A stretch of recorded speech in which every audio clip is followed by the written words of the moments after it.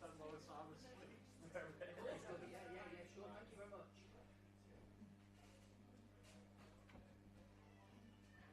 How was yours? You're away? Yeah, not too bad, thanks, mate.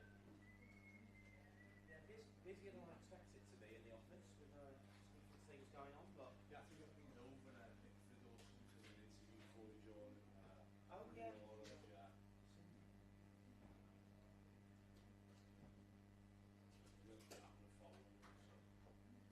were you out there yourself, were you? Now, but I was supposed to do the whole pre-season tour and You stayed over here? yeah, stayed here. Just visited June. It just seems so long ago now.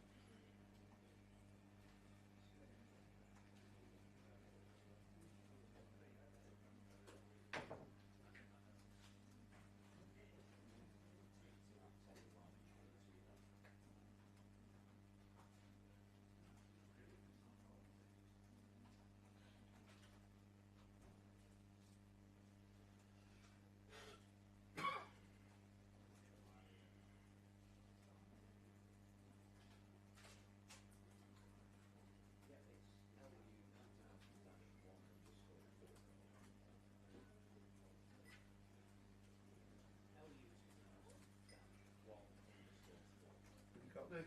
1, 2, 3, 4.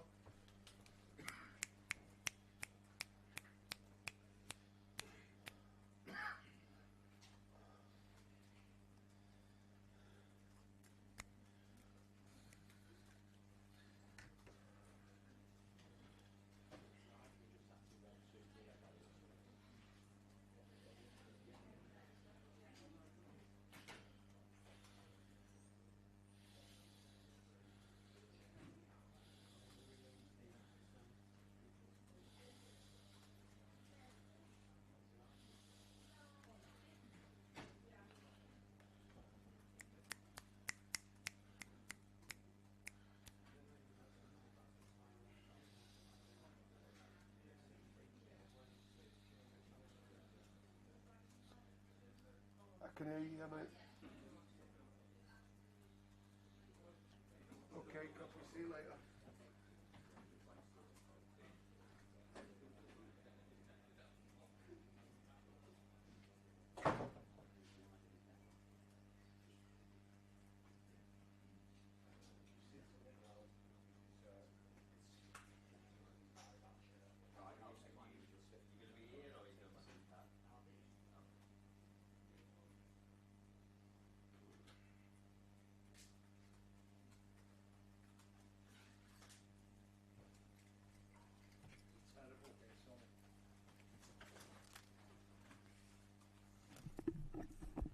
How's the height on that, Jeff?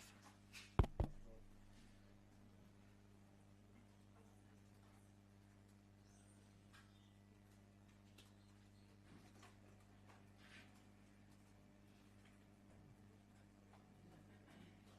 you want some audio? I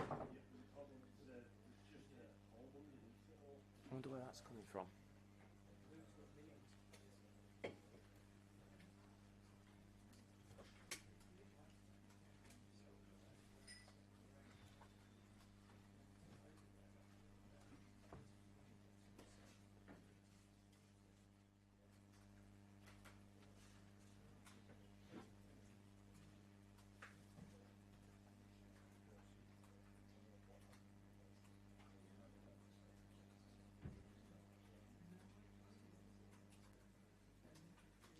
One, two, three, four. 1, 2, 3, 4.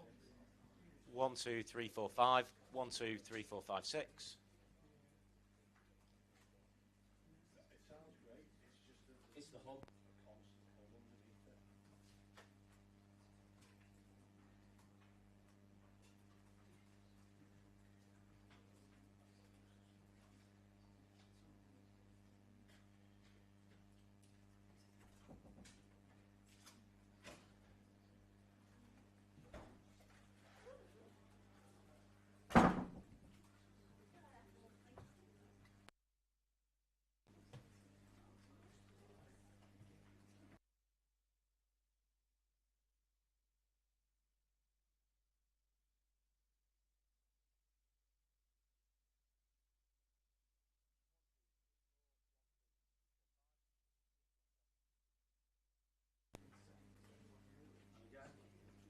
Sorry, Jeff.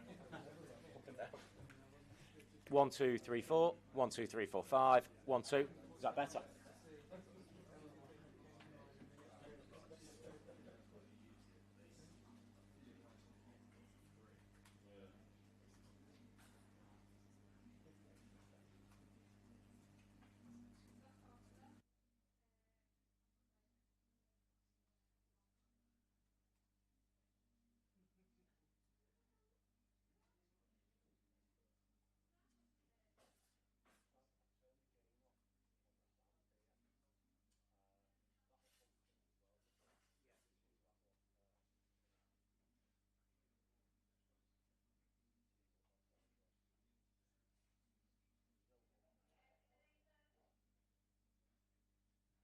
Two, three, four. 1, 2, 3, 4, 5. 1, 2, 3, 4, 5, 6. 1, 2, 3, 4, 5. 1, 2, 3, 4, 5, 6.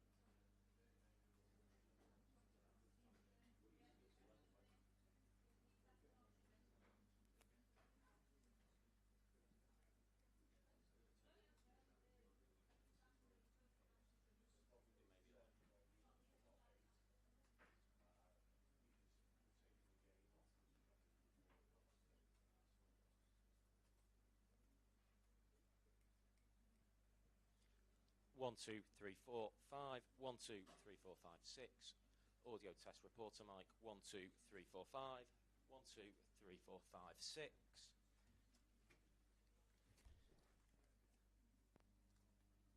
Top table mic check. 1, 2, 3, 4, 5, 6, 7, 8, 9, 10. 1, 2, 3, 4, 5.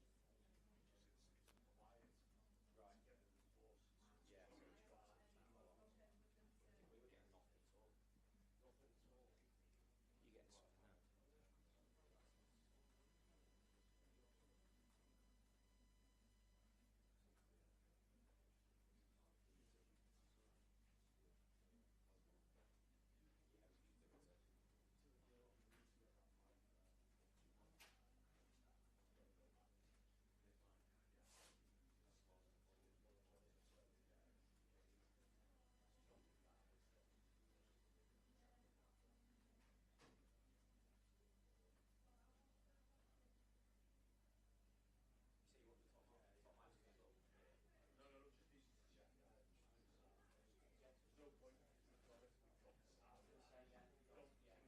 We can do it on the camera. Just a quick sound check for you guys to see whether that might be fitting.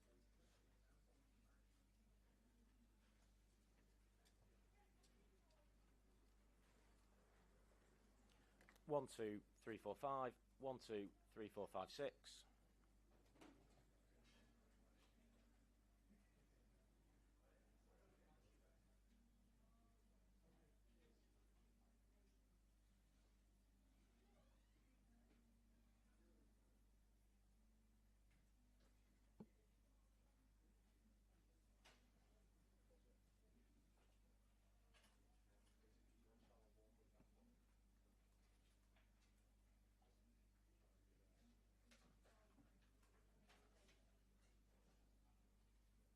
1, 2, 3, 4, 5.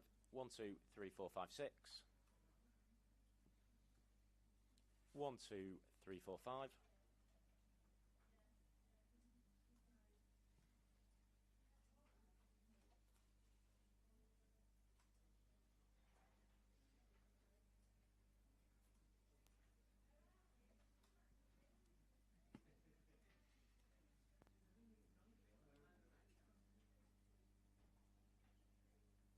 1, 2, 3, 4, 5. 1, 2, 3, 4, 5, 6.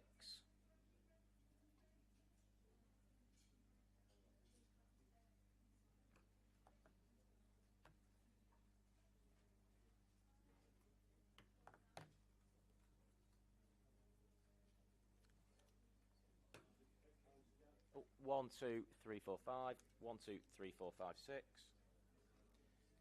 Sorry, Matt, go ahead.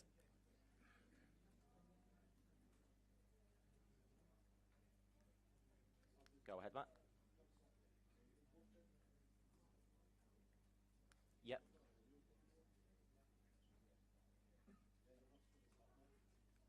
It seems to be.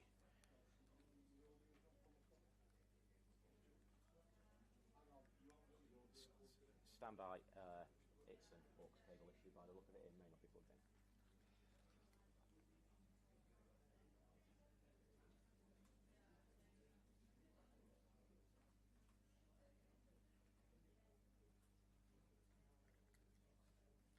Yes, I do.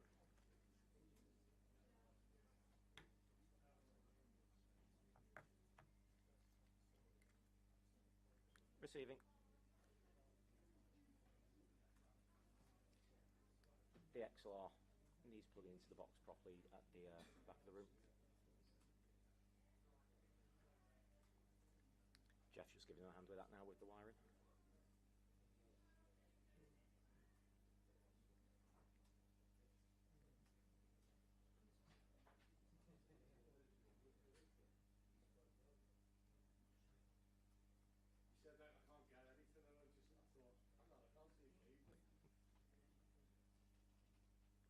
Alright, stand by, Matt. I'll give you a test again in a moment.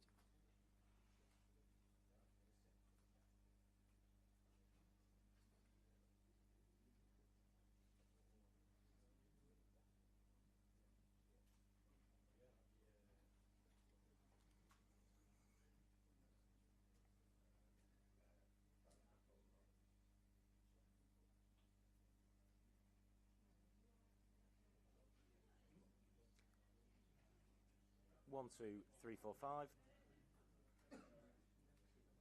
1, 2, 3, 4, 5. 1, 2, 3, 4, 5, 6. 1, 2, 3, 4. Are you getting that now, Matt? 1, 2. No. No, still not getting it. No. Not getting it.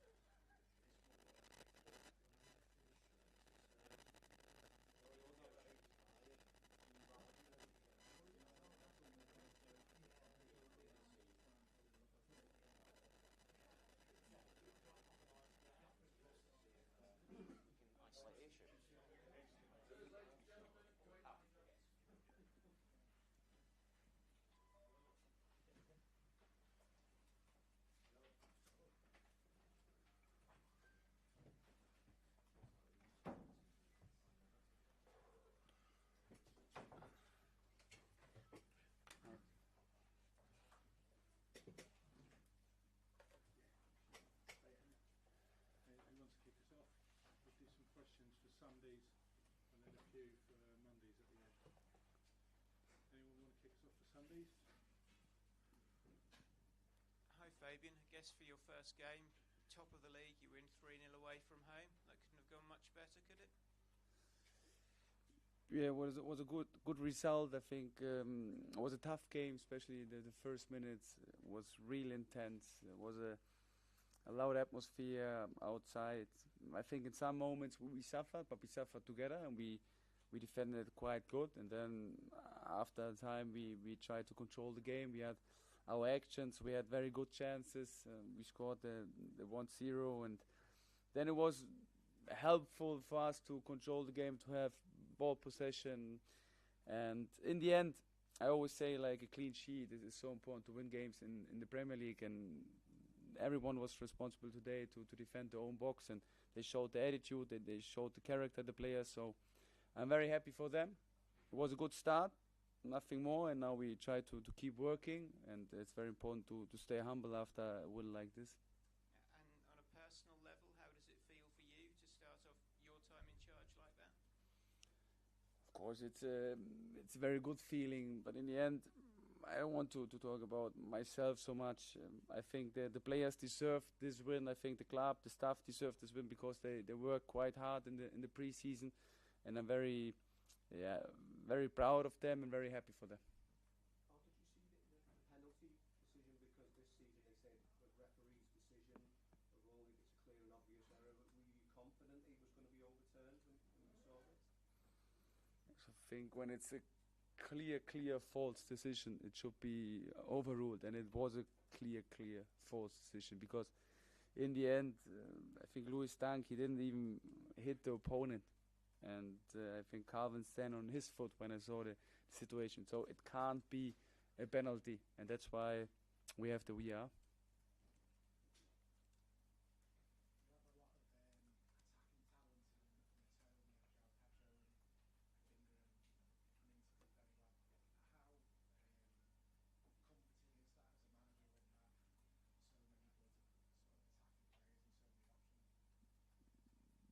Very helpful for me. Of course, you always have to make like hard decisions. Who starts, who's in the squad. But I'm very happy that we have this competition or this situation in the training, because they have to demand from each other to be the best in training. Because in the end, who trains good, who trains well, will play, and that's why I'm very happy that I have a lot of very good offensive players. And if they work also like against the ball like they did today, then I'm even more happy, because I always know that we have the quality, the individual quality to score. And especially after transition moments, we had also the first goal today was a goal after transition moment for us, and we can score in possession, we can score out of possession, and it's very positive. Hi. The performance of Minter was pretty pleasing, I would imagine. First half he caused a lot of trouble for Everton, his speed and his directness. A disappointment that he had to go off probably before half time. It was disappointing, but in the end we are responsible for the player and we can't take any risk, and that's why we made this decision, because the health of the player is always more important than any win or than any game, and there was a decision for the health from the player, and we were responsible for that, and that's why we have to keep looking at him, how he reacts now, but I'm quite like confident that he will be back next week. Yeah, he made a good impact in the game, didn't he? Yeah, great impact, of course, but again, for me, I judge my offensive players how to work against the ball, and they did it quite good today. And like I said before, they all have the quality to score in possession. Even when we out of possession, they have the quality to score after a transition moment. And Mente was his first game.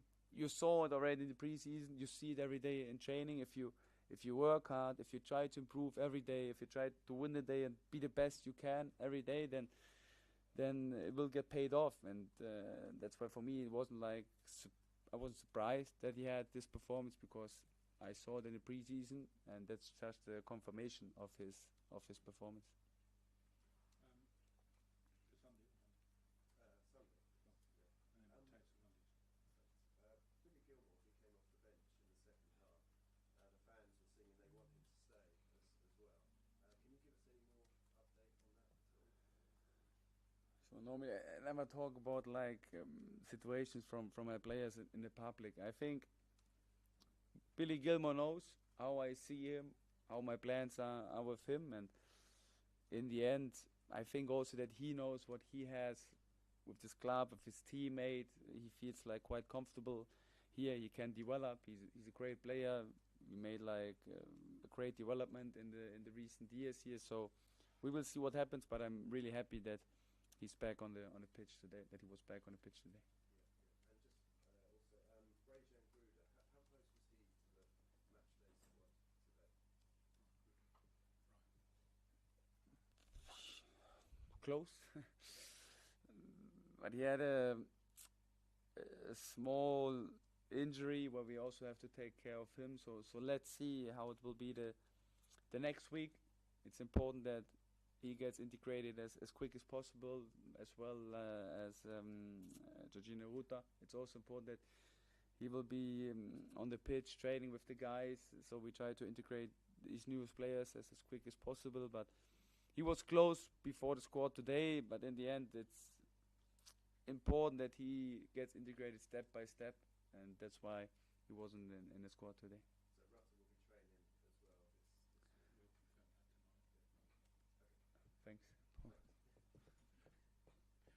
think for Mondays? Can I ask you about James Milner? It's his 23rd season in the Premier League. I think he's 38, you're 30. I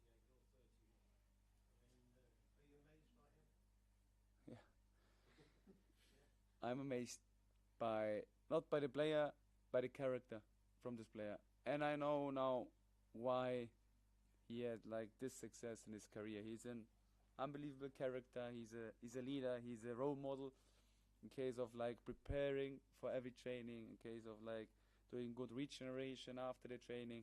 He takes care of his teammates. He takes care of himself. He always sees the values of the club. So it's like an unbelievable character. I'm very happy to have him in the squad. And on top of that, he's still a great player. And we saw today, I think it was a special day for him today, playing in Liverpool against Everton. I know a little bit about the rivalry, so I think he was like very motivated today, and he made a great performance. Can I ask, there's announcement this evening, and I'm asking a question from Monday morning. Can you tell us about Brighton and why he's coming? I can tell. Yeah. Thanks. Under embargo, guys. What do you want to know? What he's going to add? Obviously, he's scoring goals already, so why he's signing him? I know him a little bit from his time at Hoffenheim when he was in Germany. I had some talks with him. I watched a lot of games from him in the last season where he played for Leeds. He's very, very good against the ball. He has a special quality with his feet. You know, he makes a lot of assists because he has like the perfect timing for playing the final pass, the perfect timing or the perfect positioning between the gaps. So he will be very helpful for us, and I'm very keen working with him. Will you be watching this game today? I hope so. Yesterday he told me that he has like a lot of race horses. I don't know if there was a race horse today. So if his horse races today, I don't know if he preferred our game or the race from the horse, but I will have a talk with him. All done? Oh, Andy, last one.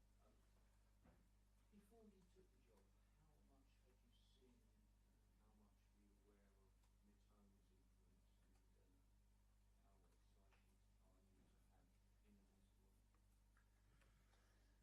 you to have in the squad? I watched a lot of games from Brighton, especially the last 2-3 years, and he was always like an outstanding player. And now I get to know him like in person, you know, in real life. I get to know what his needs are, what his wishes are, what his motivations are. That's, I think, very important. On the one side, you always see the player performing at the weekend, but it's important to see the person behind the player. And he's a great person. He's like very humble. He always tries to improve, and that's why I'm very happy to work with him. And I also understand now why he had like this development in the last years. And we try, and that's also, I said it to him, like my job, the only thing I want is to make him better and to help him to make the next step in his development. And that's the job from me, from Crofty, from my assistant coaches, from the whole staff, to give him this environment that he can get better. And then I'm looking forward to what happens in this season.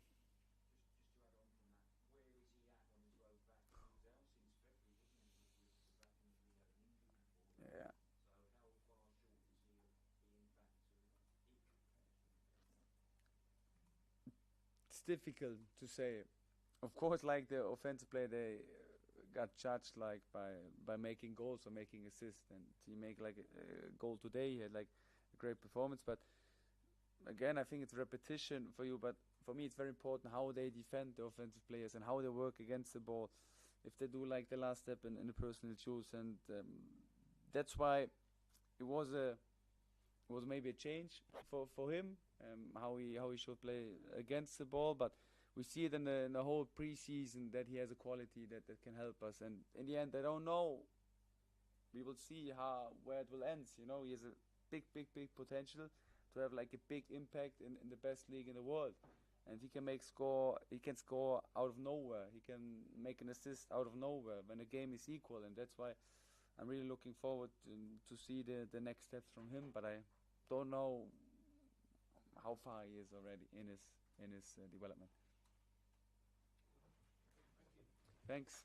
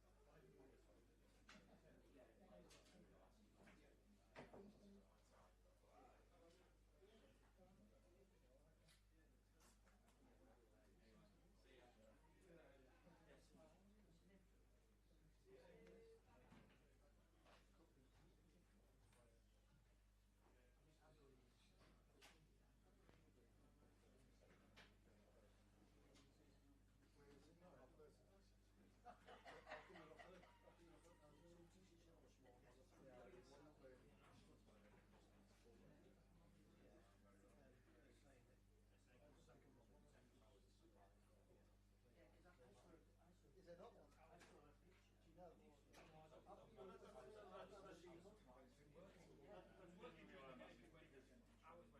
No, it's not open, is it?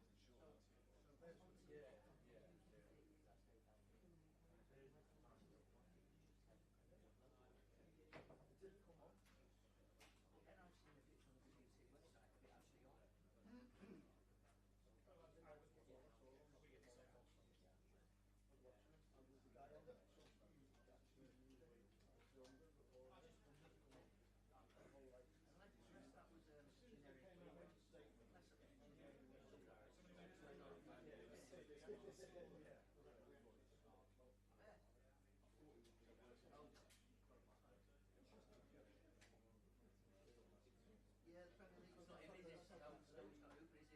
Second screen. generic. Yeah, laughing right stories. Yeah, Premier League.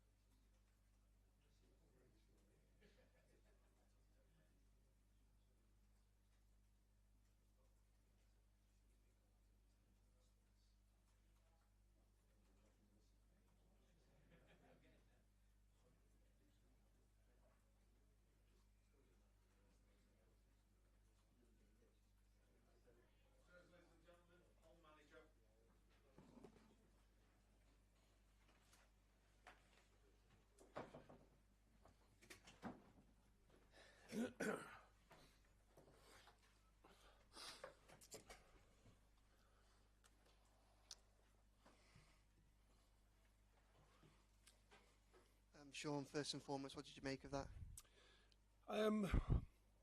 Certainly by half time, when horrible games of manager, when you're doing everything you asked as a team, and you concede such a good goal from their point of view. Of course, on the break, they're capable of that, but a pretty soft goal from our point of view. We're in possession at their end of the pitch, a soft pass, and they counter, and you're 1-0 down against the run of play.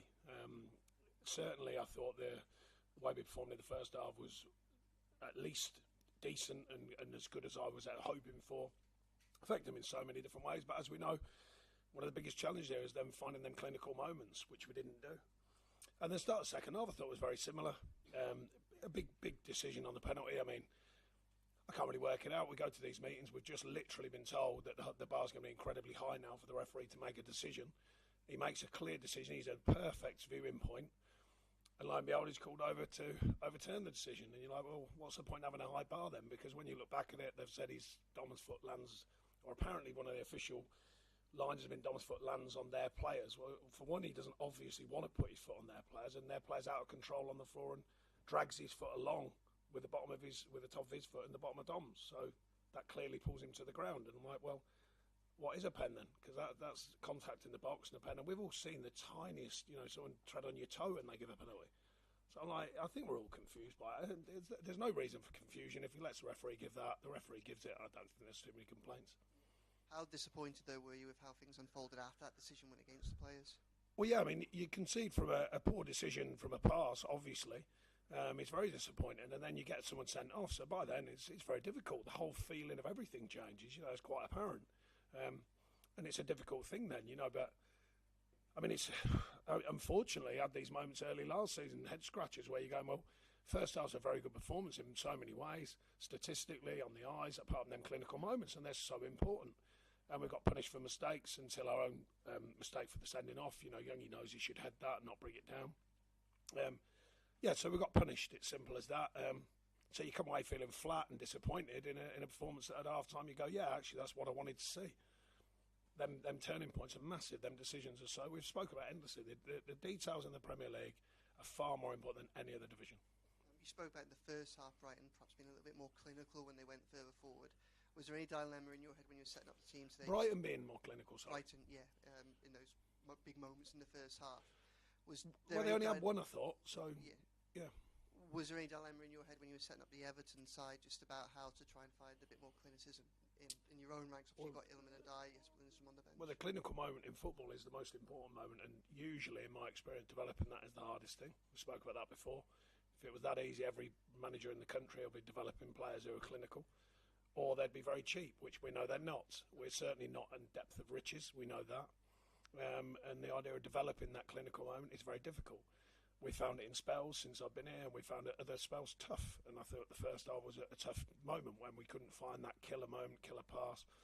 We had several really good opportunities when we pressed them or broke their play or played in behind them with real good quality. And that's something we've got to continually work to be more effective at, quite obviously. Have you had any thoughts towards next week? Obviously, Ashley Young's now going to be suspended. Is there any potential for Colvin or Patton or even Garner to be back fit? Highly unlikely they'll be fit. Any of those three? All three of them? No. Won't be fit. Thank you. Who's next, actually? Hi, Sean. Just 40 goals scored last season and only one shot on target today. Is that a concern going forward? No, it's not a concern, of course. It's fair to say that there's a reality to that. And the reality is, the hardest thing to affect is goal scoring. Everyone knows that. That's why goal scorers are so expensive. That's why they're in demand. Not just goal scorers, but wide players, clinical players. They're very hard to come by. So we've been in a situation this summer. We think we brought some in who can be more effective. They can learn about the Premier League, particularly in Illy and Jasper. But they haven't experienced the Premier League. So it's my job to give them a chance when they are ready to actually go and perform. And at this moment, I still think there's a bit of work to be done and a bit of awareness for them to understand about the Premier League. Once the ones that you mentioned, Illiman and Jesper, get up to speed, are they the type of players you're looking for the service for Dominic? It's not just about service. We're looking for players to be productive themselves. It's not just about one player. But since I've been here, it always seems to be Dom. But there's lots of other players on a football pitch. We want all players to have that clinical edge. We've got in so many good positions. Our wide players getting in good positions today. Can you find that pass? Can you find that finish? Midfield joining in when possible. Set pieces, I thought we were good again today, and an offside stops us having one, and the delivery was good. So no, we want effective players from all over the pitch. You can't just rely on one player. And Tim did well in his first start. Done very well. I thought he's had a really strong pre-season. He's probably the one out the new players, as you know. He has experienced the Premier League. He's been around it. He's experienced it, and also the Championship. And he looks more game ready for what the Premier League is likely to offer. Higher physicality, we know. Higher need to work both ways. Not just attacking, but defending, attacking, and find that mixture. I thought he was excellent. I think he's had a really strong pre-season. I was really pleased for him because it looks like he's a young player who's really enjoying playing.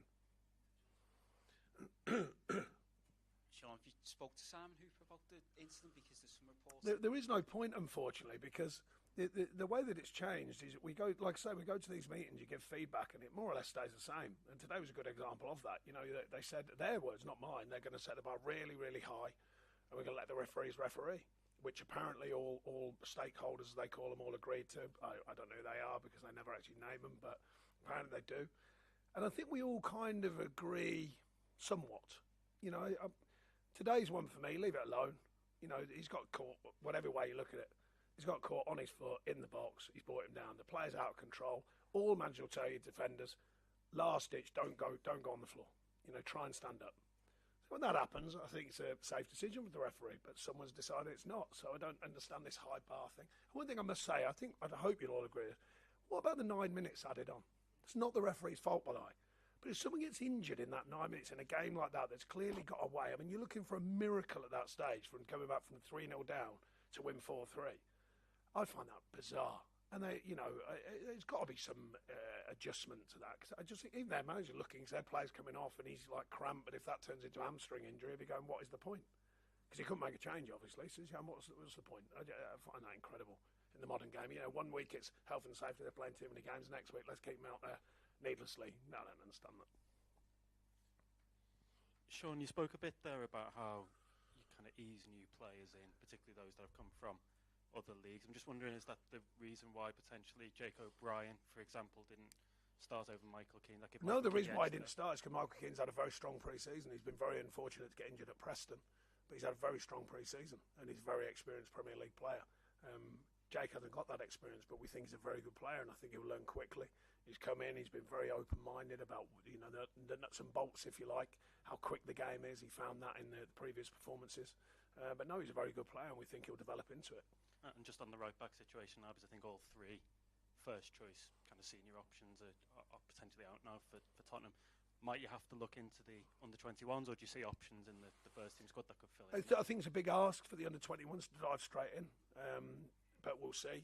We're certainly going to have to look at the best available options that we can work with. Or certainly for the next week. You never know, obviously 2 weeks' time, the cup game in between. But I think it's there's a maybe, but I think it's unlikely that we'll be able to get to the point of risking someone next week, because it would be a risk. Is that why Mason Holgate potentially came on late in the game? Yeah, I mean, look, the squad is what it is currently. We've been a bit unfortunate. We have added to it. We've tried to find a balance, and we've been unfortunate with the injuries we've got. None of them particularly, Youssef's is longer, to be fair. None have been drastic injuries, but they're all a couple of 3 weeks, and that can cost you at this early stage of the season when you've got the games coming and you've just finished pre-season. Any further questions? No? Okay, thanks. No, mate. Oh, I think you wanted to ask. Oh, sorry, Rico. I can't leave Rico. I can't leave you, mate. Go on, Rico.